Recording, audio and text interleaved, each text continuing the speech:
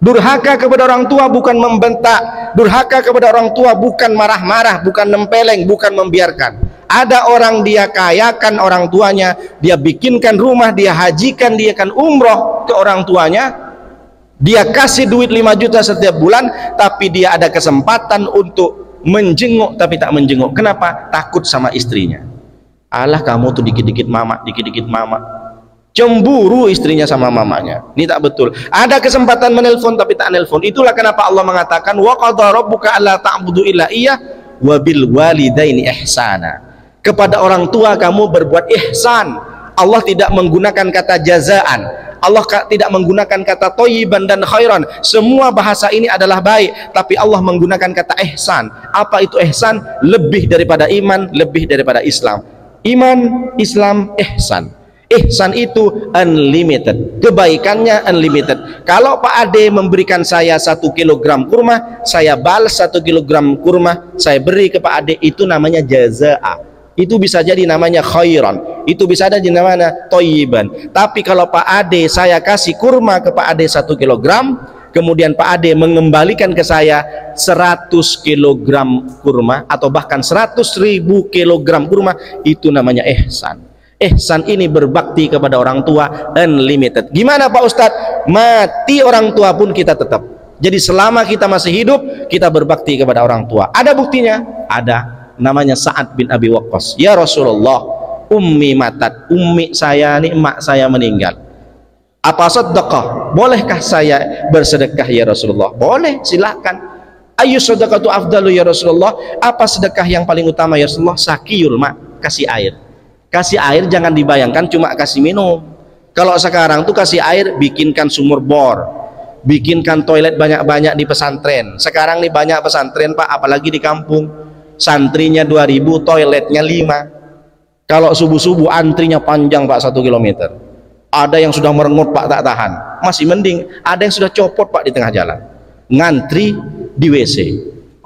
Jadi kalau dibilang nggak ada gunanya lah Pak Ustadz kasih air. Air itu bukan hanya sekedar minum. Dulu Pak di kampung saya itu, kalau orang jamaah haji berangkat, dia disiapkan di depan rumahnya gentong guci air minum. Jadi saya dulu pernah sekolah SD itu jalan kaki.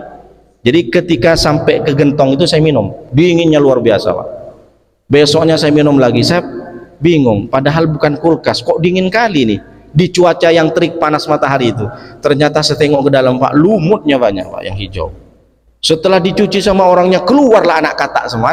Anak katak apa namanya? Tak boleh. Oh, berudo ya, bukan yang pakai C itu ya.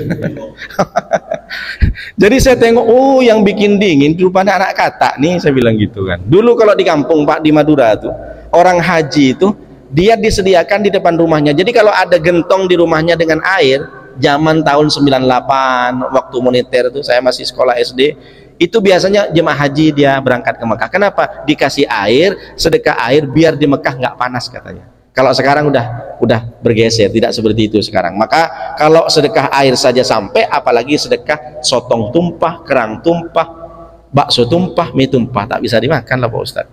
Jadi apa maknanya? Kalau orang tua kita meninggal, kita masih bisa berbakti. Jangan sampai berbakti ini yang dimaksud durhaka kepada orang tua ini bukan yang marah-marah. Punya kesempatan nelpon tapi tak nelpon, punya kesempatan pulang kampung tapi tak pulang kampung. Jadi jangan mentang-mentang, karena ada zaman dahulu namanya Alqamah.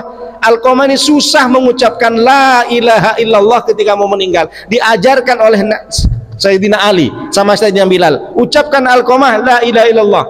Tak bisa Pak. Kenapa? Karena ternyata dia membuat ibunya marah. Apa karena ibunya marah? Hanya karena tidak mengunjungi. Biasa lebaran dia ngunjungin saya, ini kenapa tak datang? Akhirnya kata Rasulullah, ya udah Alqamah bakar kalau ibunya tak mau memaafkan. Bawa badan si Alqamah itu yang sedang sekarat, bakar hidup-hidup di depan mamanya.